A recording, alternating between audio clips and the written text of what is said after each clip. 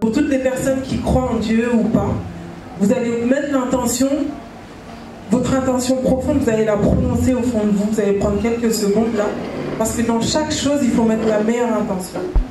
Et peu importe ce qu'on fait dans la vie, c'est important d'avoir la meilleure intention, car c'est ça qui va nous permettre d'atteindre nos objectifs. Donc je vous laisse quelques secondes, ensuite je vous ferai le mot de bienvenue. Et Inch'Allah, on va commencer cette longue journée qui, je pense, va vous inspirer et avec laquelle vous allez repartir avec beaucoup d'outils pour être au top dans vos vies. Donc quelques secondes pour se donner l'intention de pourquoi on est là, pourquoi on veut monter des projets, pourquoi on veut changer sa destinée. Donc encore une fois, bienvenue à cette première masterclass organisée par Soft Power Agency, dont l'objectif est d'accompagner les femmes à entreprendre, à aller de l'avant dans la vie, parce que c'est ça, entreprendre c'est aller de l'avant, être persévérant, croire en ses rêves, peu importe où on se trouve sur Terre, il faut croire en ses rêves. C'est pour ça que juste au début, je vous parlais d'avoir la foi, parce que c'est en ayant la foi qu'on va chercher ses objectifs et qu'on se donne les moyens de passer étape par étape. Parce que la vie, c'est rempli de challenges. La vie, c'est difficile. Il n'y a aucune vie qui est facile. Le paradis, il n'est pas gratuit. La preuve, on doit prier 5 fois par jour, on doit jeûner 1 mois. Il y a tellement de choses qu'on doit mettre en place pour pouvoir atteindre cet objectif qu'est le paradis, qu'un projet sur Terre, c'est la même chose. Il y a énormément d'objectifs qu'on doit mettre en place pour aller step by step vers la victoire. Donc encore une fois, bienvenue. J'espère vraiment que vous allez apprécier cette journée en notre compagnie. Donc moi, c'est Sokwa Nagari. Je suis française, je suis née française d'origine malienne. Et j'ai choisi de rentrer en Afrique il y a 2 ans avec mon fils. Donc je suis une maman solo d'un petit garçon de 5 ans qui s'appelle Ilias. Et donc du coup, l'aventure, pourquoi j'ai décidé de rentrer, c'est parce que je pense qu'en France, j'ai atteint mes limites. Ça veut dire que j'ai 36 ans. J'ai mis en place pas mal de projets qui ont réussi. De vous à moi, j'ai réussi à aller jusqu'à l'Elysée. Mais tout ça, ça ne me convenait pas en fait. Ça ne me convenait pas, pourquoi? Parce que je n'étais pas alignée avec ce que Dieu voulait que je fasse sur Terre. Donc je préférais être utile chez les miens plutôt que d'être utile chez les autres. Pourtant mes parents, ils ont quitté parce qu'ils voulaient un meilleur avenir pour leurs enfants. Alhamdoulilah, je pense que la meilleure chose qu'ils ont pu nous transmettre, c'était cette foi qui nous permettait de croire qu'en fait, tant qu'on a Dieu dans nos vies, rien n'est impossible. Tant qu'on a la foi, rien n'est impossible. Parce qu'en réalité, c'est pas nous qui détenons notre destin. C'est lui. Nos parents, ils ont décidé d'aller en Europe en pensant que c'était meilleur. 30 ans après, leurs enfants décident de rentrer en Afrique parce qu'ils pensent que c'est là-bas qui est meilleur. Donc chacun est libre de penser ce qu'il veut. Chacun est libre d'aller vers là où il veut aller. À 18 ans, j'ai eu un mariage forcé en France. Qui l'eût cru? En France, pour nous, la France, c'est l'Eldorado, c'est là où on peut vivre correctement, être libre, ce mot libre. Mais on est libre que dans l'esprit, en fait. Parce que les hommes, les êtres humains, quand je dis homme, c'est homme avec un grand H, ont leurs idéaux, ont leur façon de voir les choses, leur vie. Et c'est vous, chaque personne, chaque individu, homme ou femme qui est là ce soir, aujourd'hui, pardon, vous êtes responsable de vous-même. Et vous êtes responsable de vos choix. Entreprendre, c'est ça. Donc voilà, moi aussi je suis entrepreneur, donc quand Sophie m'a demandé d'être modératrice ici aujourd'hui, c'était avec un grand plaisir parce qu'en France je gère un organisme de formation qui accompagne également les femmes dans l'entrepreneuriat. Donc naturellement j'ai accepté d'apporter ma pierre à l'édifice parce que je pense que le message que je veux transmettre pendant mon retour ici au Sénégal, c'est de vous dire que le rêve africain il existe. Et que si nous, Européens, nous décidons de rentrer sur le continent, c'est que la richesse est ici. Arrêtez de croire que vous serez mieux chez les autres. Vous serez mieux que chez vous. Pour certains, ils quittent le pays pendant des années. Ils arrivent en Europe, ok, c'est beau, tout est goudronné, il y a des buildings, les gens ne te sourient même pas. Tu avances dans la rue, on ne te dit même pas bonjour. Ce côté teranga, le soleil, il faut l'oublier. Il neige, il fait froid, il pleut. Le mois dernier en France, il neigeait. Tout ça pour vous dire qu'en fait, on est mieux que chez soi. Pendant 10 ans, vous allez arriver en France, vous n'aurez pas de papier. Vous aurez beau avoir bac plus 5, bac plus 10, vous allez faire le ménage. Tout ce que vous n'avez pas réussi à faire, ou que vous n'avez pas voulu faire chez vous, vous allez devoir le faire pour les autres, qui vont vous humilier, qui vont regarder de haut, parce que le blanc, il est un peu donneur de leçons. Par moments, pas tous, hein. Mais j'aime bien aller dans le trash. Et donc du coup, il faut savoir accepter qui l'on est et devenir quelqu'un chez soi avant de vouloir devenir quelqu'un chez les autres. Et c'est ça la réalité. Et moi, mon message aujourd'hui, ça va être ça. Ça va être vraiment ça. De vous demander d'aller de l'avant et de croire en vous et de vous dire que hier, par exemple, lors du meet-up au Terroubi, le monsieur Babacar Ngom, qui est le fondateur de Sedima, il a commencé son aventure avec 60 000 francs et 120 poussins. Aujourd'hui, il est reconnu partout et il vient d'installer une nouvelle entreprise au Mali. Donc pourquoi ça ne peut pas être l'une d'entre vous? Pourquoi avec les 10 000 ou les 5 000 ou les 1000 francs que vous allez ramasser à gauche à droite sur un mois, ça ne peut pas être un début d'investissement? Il faut croire en vous. Il faut croire en la force qui vous a créé. Et c'est ça qui va vous amener là où vous avez envie d'aller. D'accord? Donc, je vais arrêter. De toute façon, vous allez m'entendre toute l'après-midi. Hein. Moi, j'aime bien parler. Tout ce qui est entrepreneuriat. Alors, je suis dedans. Donc, sans plus attendre, on va donner la parole à Sophie. Sophie Ndjaye Top, qui va venir se présenter un petit peu son projet, ce qu'elle va vous apporter aujourd'hui lors de cette masterclass qui va être très très riche avec beaucoup d'intervenants, des témoignages. Donc Sophie, je vous demande de l'applaudir s'il vous plaît et on introduit cette journée.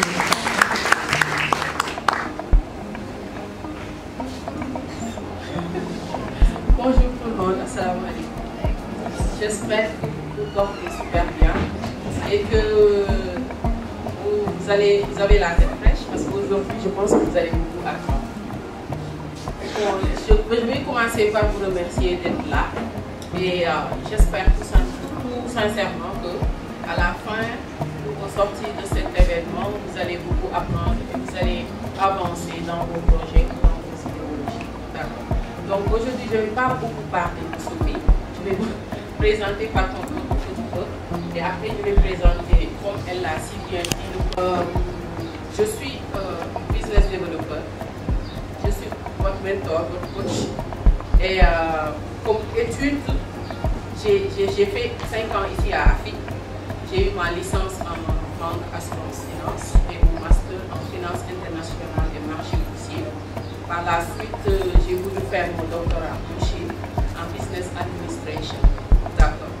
Donc, comme elle a tout à l'heure dit que Babacar il a commencé avec 60 000 francs. Moi, j'avais commencé avec 5 800 francs. Et j'avais parvenu à faire quelque chose avec. C'était pas beaucoup, mais un entrepreneur doit savoir mettre tous les moyens de son côté, même si c'est minime, et savoir saisir les opportunités également. Maintenant, aujourd'hui, nous sommes là pour la masterclass sur le thème d'entrepreneuriat, de la recherche d'idées à la création de votre projet, organisé par Soft Power Agency. Et à la base, c'était pour les femmes entrepreneurs. Il y a un groupe, je pense qu'il y a certaines ici qui sont là-bas. À la base, c'était pour elles. Le groupe Facebook, c'était Femmes Leaders, mais maintenant c'est Club des femmes entrepreneurs. Et par la suite, on a eu un groupe privé, je pense que vous êtes là-bas. Et donc j'ai dit à la base que c'était pour elles, mais malheureusement, elles n'étaient pas trop réactives et beaucoup de femmes extérieures à ce groupe ont voulu assister et on l'a ouvert à tout le monde. De base, un cabinet de recouvrement. Mais par la suite, par rapport à la demande, parce que je suis une personne très ouverte et très ouverte aux femmes, j'aime leur parler, j'aime qu'on parle de projets et tout.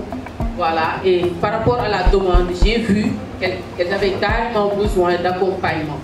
Parce que c'est sur 10 femmes qui me contactent, si vous prenez les 8, elles me disent tout le temps, Sophie, soit j'ai pas d'idée de projet, ou j'ai une idée mais je ne sais pas comment démarrer, ou j'ai démarré mais je ne sais pas comment développer cette entreprise. Et en général, c'est des femmes qui n'ont pas fait de poussée. Je me suis dit d'accord. J'avais commencé à les conseiller et tout, et il n'y a pas longtemps, j'ai décidé d'ouvrir un cabinet, de faire un pivot au lieu du recouvrement, parce que avec le recouvrement, j'avais besoin d'un fonds énorme que je n'ai pas encore, donc j'ai fait un petit pivot pour saisir l'opportunité qui se présentait à moi, c'est-à-dire ce cabinet. D'accord. Donc je l'ai créé pour les femmes entrepreneurs. Donc notre objectif principal, c'est pour la promotion de l'entrepreneuriat féminin, pour une croissance économique à long terme. C'est l'objectif principal. Maintenant, notre mission, c'est d'accompagner les femmes entrepreneurs. Maintenant, au début, pour notre cible, maintenant, c'est toutes les femmes. Mais après, nous voulons bien développer quelque chose pour les femmes qui n'ont pas fait d'études poussées. Genre des cours en Wolof, ce genre de trucs. Parce que ce que j'ai constaté dans les meet-ups comme ce genre, soit elles n'ont pas l'information, moi je ne les vois pas, alors qu'elles ont le plus besoin d'aide. Donc j'aimerais bien à long terme faire quelque chose pour ces dames. Donc nous intervenons sur 3 axes. L'influence que nous faisons depuis 2014, je pense, à travers les réseaux sociaux. À travers nos réseaux, on parle d'entrepreneuriat, on parle de tout ce que l'entrepreneuriat peut apporter, on parle de la solidarité féminine et tout. Et cependant, l'influence seulement ne va pas suffire. Parce qu'on a vu qu'il y a des gens qui voient que Sophie est dans l'entrepreneuriat. Moi aussi, je veux le faire sans pour autant comprendre c'est quoi l'entrepreneuriat, comment on le fait et tout. C'est juste un jargon, mais nous voulons instaurer ce jargon chez vous d'abord pour ensuite vous former et vous faire comprendre tout ce qui va avec l'entrepreneuriat. Donc, après l'influence, il y a le renforcement de capacité, comme je l'ai dit tout à l'heure. Seulement l'influence ne va pas suffire, mais après, il faut vous former impérativement pour savoir c'est quoi l'entrepreneuriat et comment le faire et tout. À travers les renforcements de capacité, ça sera des ateliers que j'ai appelés Power Angel Camp et je me suis inspirée de Bootcamp. Donc, ça sera des formations de très courte durée et rapide accès sur la pratique. D'accord. Donc, après ça, il y a le financement participatif. Et pour ce volet, nous allons prendre du temps après pour présenter carrément ce projet qui me tient bien à cœur parce que je peux dire que de en fait. D'accord. Donc, pour nos services, il y a la consultance, les formations, le financement participatif, comme j'ai dit tout à l'heure, et le community management. Maintenant, pourquoi le community management? Je ne sais pas si vous le savez, j'ai créé une plateforme digitale de vente en gros. Vous pouvez vous approvisionner de tout produit que vous voulez venant de la Chine. Donc, je n'avais pas le temps du tout de gérer des pages de soft trading, du tout. Donc, j'avais pris des personnes extérieures pour gérer la page et tout, des community managers. Mais j'ai remarqué que, imaginez, je travaille avec eux depuis plus d'1 année. Mais pendant tout ce temps, ils ne se sont pas appropriés le business. Alors que c'est important en fait. Genre, tu ne peux pas travailler avec quelqu'un, tu dis que tu es son community manager et tu ne parviens même pas à répondre quand on te pose des questions sur l'entreprise. Ce n'est pas possible. Donc je me suis dit, avec une équipe de 4 filles, on va créer ce service et on va aider les autres à développer leur réputation sur les réseaux sociaux et à faire des ventes éventuellement. D'accord. Donc, à part ça, il y a l'intrapreneuriat. Je ne sais pas si vous connaissez, mais c'est un jargon qui existe.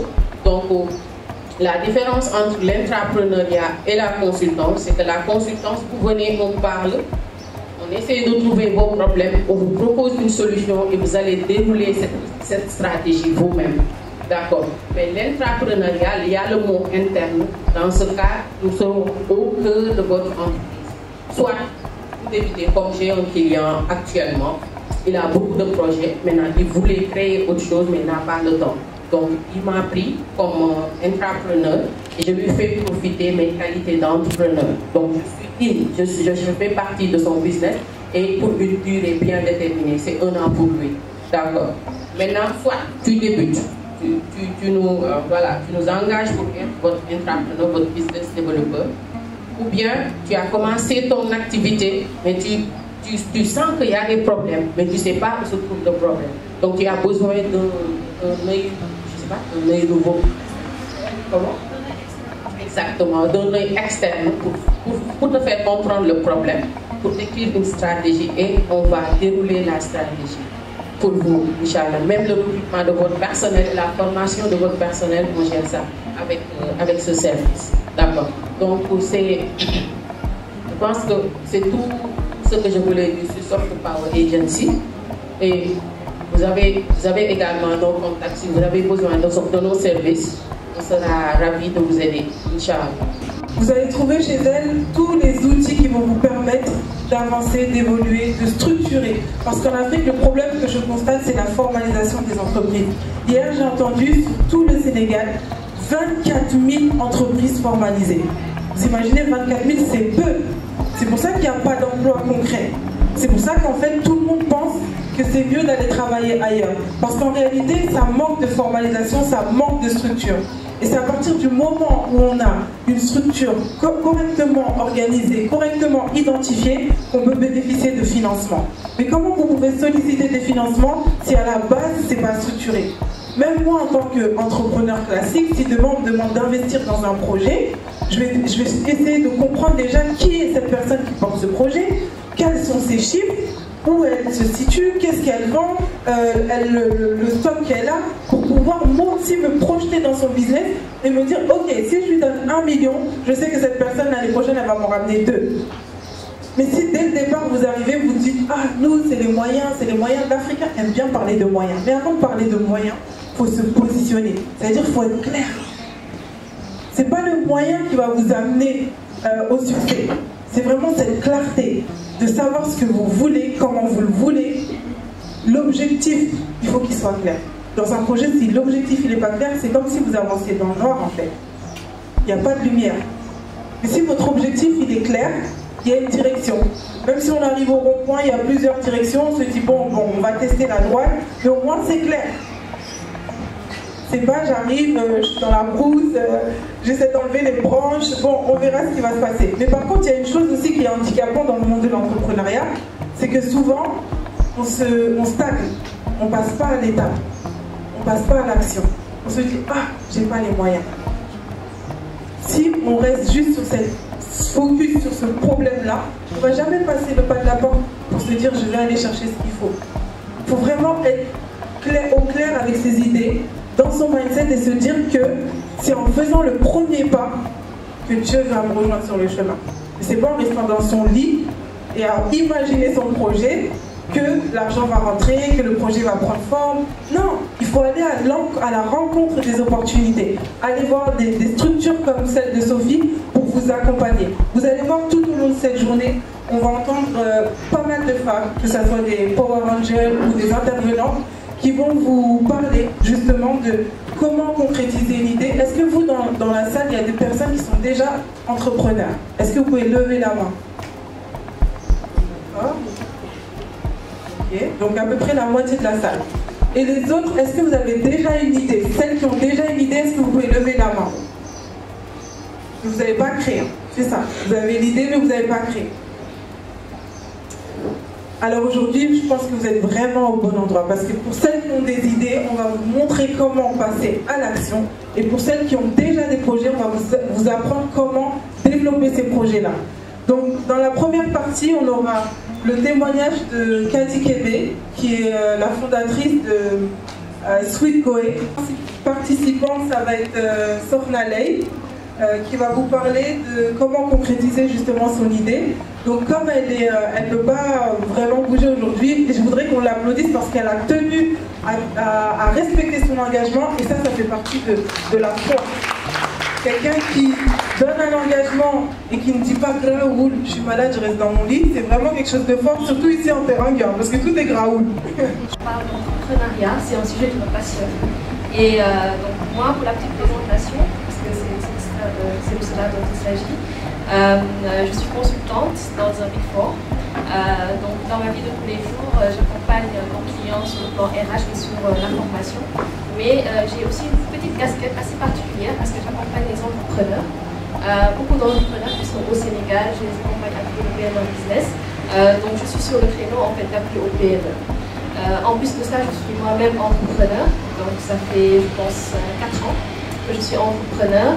Et pour ma dernière casquette, je suis présidente d'association. Je suis dans tout ce qui est autonomisation des femmes, éducation des enfants et promotion du volontariat.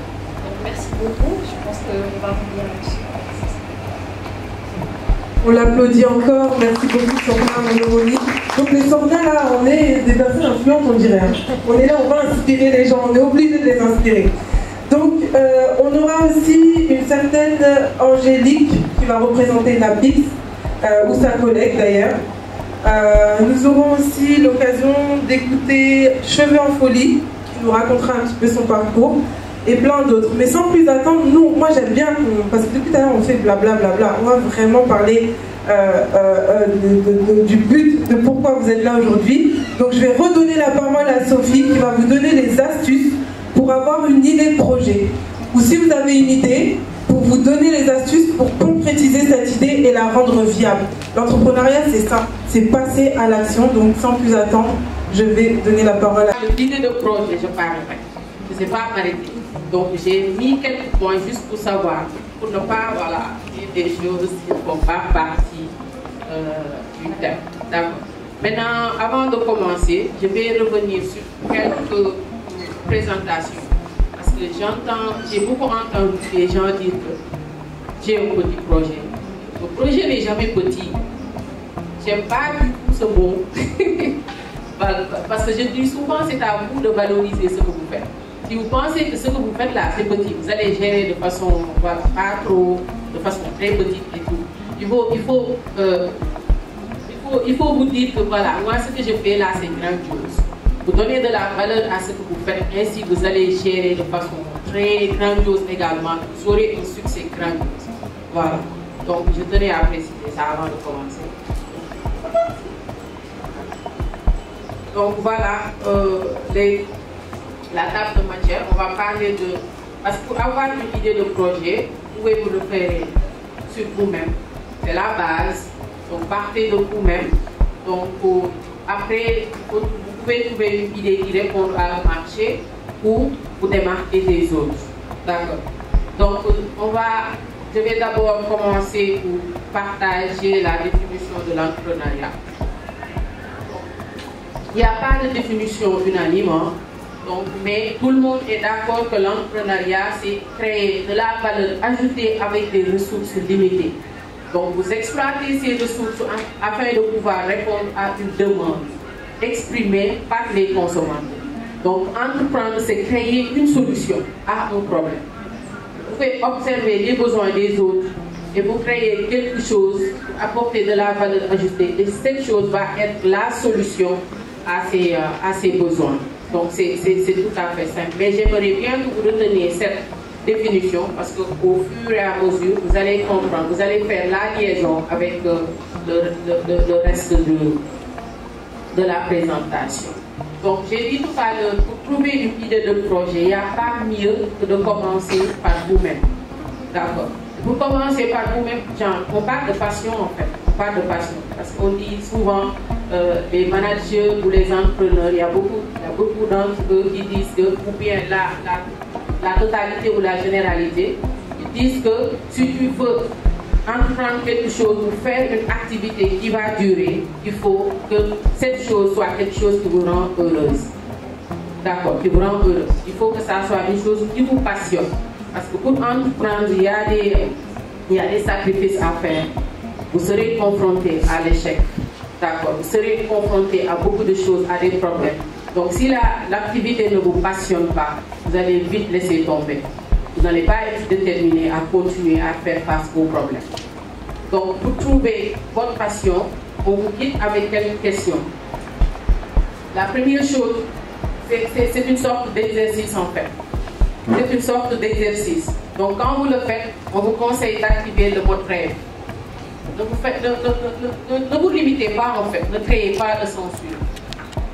Soyez au calme, trouvez un endroit calme, prenez un bic et une feuille, rêvez. Écrivez tout ce que vous voulez. Écrivez vos passions, vos centres d'intérêt, ce que vous voulez, vos rêves d'enfant, les métiers de vos parents, parce que des fois ça impacte sur vos passions, d'accord? Les parents, la famille, les proches et tout. Donc écrivez tout ce que vous voulez, n'ayez pas de censure. Et après ça, regardez les valeurs qui sont importantes pour vous. Regardez les valeurs, écrivez-les. C'est quoi? C'est l'intégrité, c'est l'honnêteté. Voilà, écrivez toutes vos valeurs. Et après, par la suite, regardez également vos contraintes. Je vous explique à la fin pourquoi vous devez faire cet exercice. Après, vous regardez vos contraintes et vos obligations. Vous mettez également vos compétences actuelles. D'accord. Compétences, il y a votre formation, ce que vous êtes doué à faire en fait, ce que vous pouvez faire. Vous pouvez dire que je suis une personne qui sait m'adapter, je sais gérer mon stress, voilà. J'apprends très vite. J'ai une formation en comptabilité, j'ai une formation en finance et tout, marketing. Vos compétences, vos capacités en fait, vous les notez. Par la suite, vous regardez également vos objectifs. Parce que quand vous faites une chose, ne faites pas juste comme ça, je pense. Il y a des objectifs bien précis et chaque personne a des objectifs bien précis, bien déterminés. Ensuite, vous mettez la mission et vision. On a parlé de valeur, ça ne devait pas revenir. Donc la mission, c'est l'objectif à court terme, je veux dire. La mission. La vision, c'est l'objectif à long terme. Vous notez tout ça. Maintenant, l'idée ou l'importance de cet exercice, c'est à la fin, vous allez essayer de créer un matching, une liaison entre toutes ces réponses.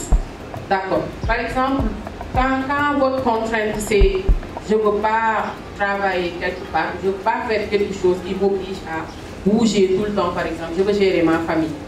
Vous comprenez? La contrainte peut être ça. Donc, si vous matchez ça avec vos passions, par exemple, vous pouvez dire que ma passion, c'est...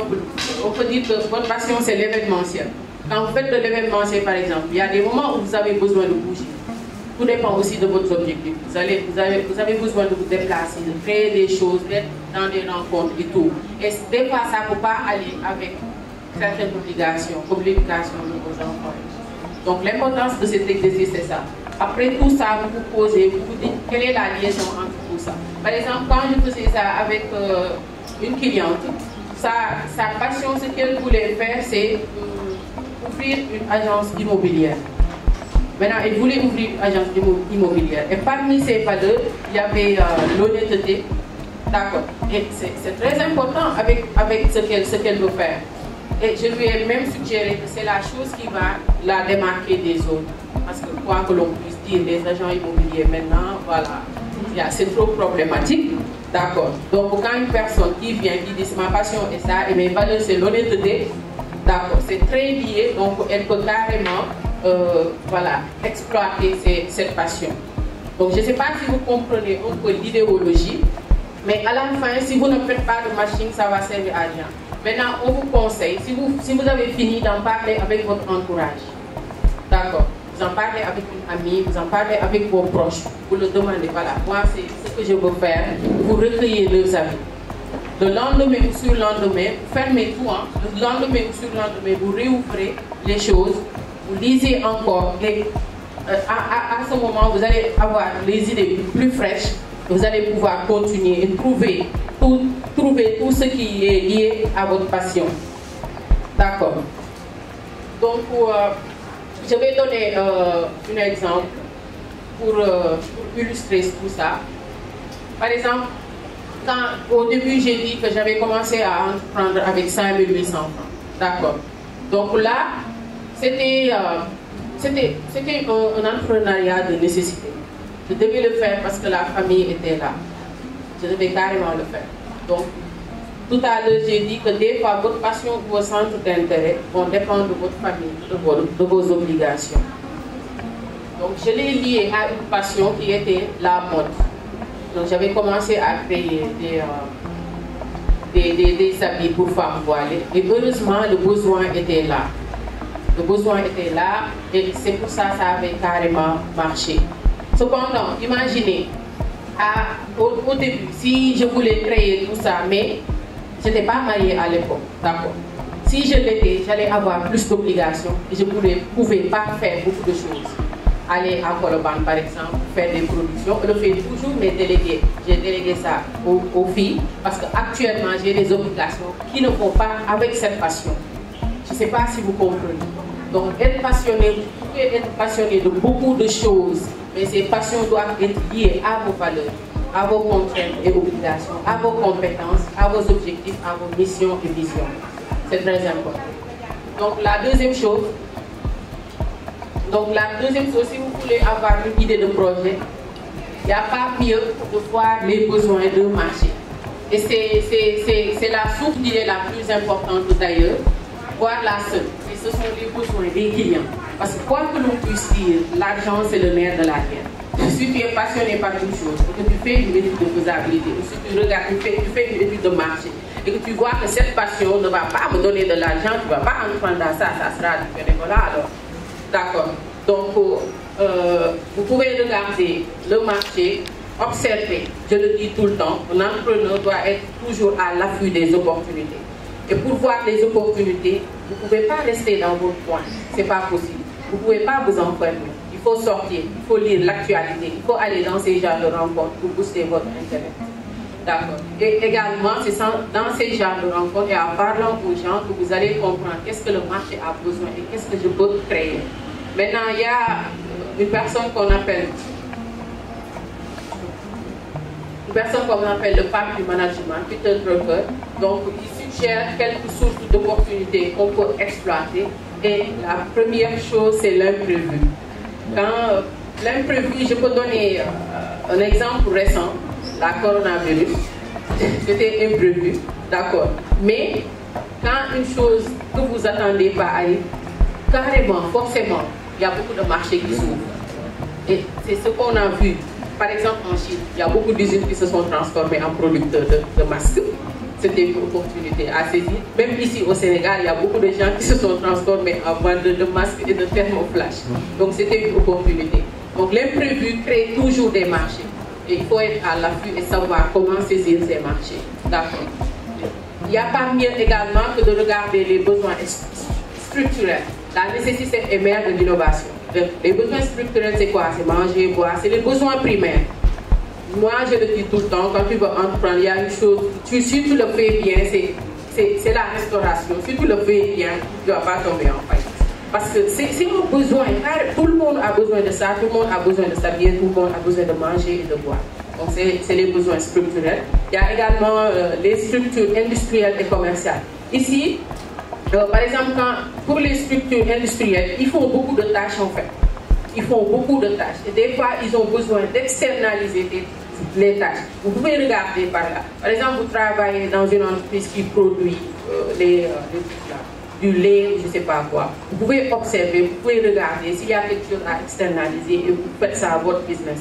Et le premier client, normalement, ça sera cette entreprise. Et c'est la même chose pour les structures commerciales. La démographie, la population, c'est très important. Je prends toujours exemple la Chine, carrément peuplée, super peuplée. C'est pour cela qu'il y a beaucoup de marchés à exploiter là-bas. Tu peux voir une chose, beaucoup de personnes le font, mais carrément ils parviennent à s'en sortir parce que tu les vois pendant des années avec ce business. Donc c'est la démographie qui pèse là-bas. Donc il y a des changements de perception également des consommateurs, vous pouvez l'exploiter, et les connaissances nouvelles. Par exemple, auparavant, on parlait de marketing traditionnel. Au fur et à mesure, on parle de marketing digital. D'accord, c'est une connaissance qui n'existait pas avant. Ça se développe, la technologie avance et ça va continuer à avancer. Quand ça avance, il y a des choses nouvelles qui se créent, il y a des marchés qui s'ouvrent également. Donc vous pouvez les exploiter, vous pouvez se baser sur ça, sur ces marchés, vous trouvez votre idée de projet. D'accord. Donc la troisième chose, c'est une idée qui se démarque les autres. Vous avez regardé vos passions, vous avez rien trouvé. Vous avez regardé le marché, vous avez rien trouvé. Donc ce qui reste à faire, regardez ce que les autres font. Vous ne pouvez pas créer quelque chose, ou c'est rare de créer quelque chose que les autres ne font pas. Donc regardez ce que les autres font, inspirez-vous d'eux et ne faites pas du copier-coller. C'est ce qui n'est pas bien en fait. Parce qu'on a dit tout à l'heure sur la définition, entreprendre c'est créer une valeur ajoutée. Il y a des créations. Maintenant, quand on dit création, les gens pensent que créer quelque chose c'est très difficile.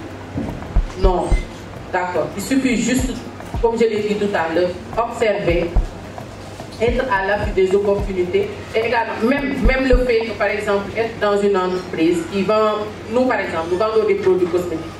Vous pouvez être client, vous pouvez nous convoiter, vous voyez que nos livraisons sont lentes. C'est une idée de business, d'accord. C'est une idée de business, ça sera un prolongement de notre système et il y aura beaucoup de personnes qui en auront besoin. Donc ici, c'est carrément s'inspirer du business des autres. Mais j'ai bien dit s'inspirer. Et l'idée, c'est Par exemple, vous pouvez voir quelqu'un qui est dans la mode. Vous êtes passionné par la mode, vous n'avez pas d'idée et vous vous inspirez de lui, mais vous ne prenez pas ces mêmes modèles. Ce n'est pas possible. Vous n'allez pas avoir une valeur. Quand vous faites ça, au début, ça peut marcher. Hein. Au début, ça peut marcher, mais votre business ne sera pas pérenne. Parce que quand vous faites quelque chose, je pense que ce que vous voulez, c'est pérenniser la chose, que ça dure, long lasting. Vous comprenez? Maintenant, quand vous n'apportez rien, le marché va vous laisser derrière. Quand vous n'apportez absolument rien par rapport aux autres, ça sera difficile que vous vendiez ou bien que vous vous démarquez. Donc, pas innover, inspirez-vous des autres, mais apportez quelque chose de plus. Même le fait de créer des contenus, par exemple, la façon dont vous prenez les photos de vos produits, c'est un plus. Ça peut être un plus. D'accord. La façon aussi dont vous parlez à votre client, ça peut être un plus par rapport aux autres. C'est tout simple. Voilà. Donc il y a Richard Branson qui dit que les opportunités d'affaires sont comme les bus. Il y en a toujours une autre qui arrive. D'accord. Donc, à vous de créer votre opportunité. Et pour le faire, on vous a donné des astuces et maintenant le reste, c'est à vous de le faire. Sortez de votre zone de confort. Allez dans ces genres de rencontres. Partagez vos idées également. Parlez aux autres et élaborez une idée pour ensuite étudier la faisabilité et développer votre business. Mais ne dites pas que c'est un petit projet. D'accord. Ne le dites jamais. Il n'y a pas de petit projet, il y a toujours de grands projets. Je donne mon exemple. Quand j'étais en Chine, donc je dis souvent que je suis une personne même quand il n'y a pas d'opportunité, moi je crée l'opportunité. Donc quand j'étais là-bas, c'était présenté à moi comme ça. Les gens qui me connaissent là savaient que j'allais entreprendre là-bas. C'est sûr, j'ai toujours allié business et études. Donc quand je suis venue, il y avait beaucoup de fournisseurs qui faisaient, voilà. Il y avait beaucoup de fournisseurs Chine et tout. Mais moi, je suis venue, j'ai apporté une touche de technologie. Ce que les autres faisaient, c'est créer des groupes WhatsApp. Voilà, je viens sur les groupes WhatsApp. Parce que, excusez-moi, j'ai vu qu'il y a beaucoup de commerçantes ici. Marigna. Comment tu peux créer une entreprise, d'accord, et donner ta force aux autres? Je m'explique. Beaucoup de gens qui font le commerce en ligne, là, vous créez des groupes WhatsApp, vous mettez tous vos contacts, mais ces contacts-là, c'est vos forces. C'est une chose que je ne parviens pas à comprendre, c'est pourquoi je rigole. Les contacts que vous avez dans vos comptes-là, c'est vos clients. Est-ce que Orange voit ces clients? D'accord. Est-ce que les autres entreprises, mais comme ça, tout leur contact, leur nom et tout, adresse et tout, est-ce que les entreprises le font? Parce que tout simplement, à la base, WhatsApp, ce n'était pas pour vendre. Ce n'était pas ça à la base. Donc, c'est par la suite, WhatsApp a créé la liste de diffusion. Moi, ce que je vous conseille, c'est de laisser carrément les groupes, parce que les groupes-là, ça dévoile carrément vos contacts, ça dévoile les personnes que vous vendez, et ce n'est pas trop bien par rapport à la concurrence et tout. Donc, créer des listes de diffusion, c'est juste une petite parenthèse. Créer des listes de diffusion au lieu des groupes pour mieux vendre.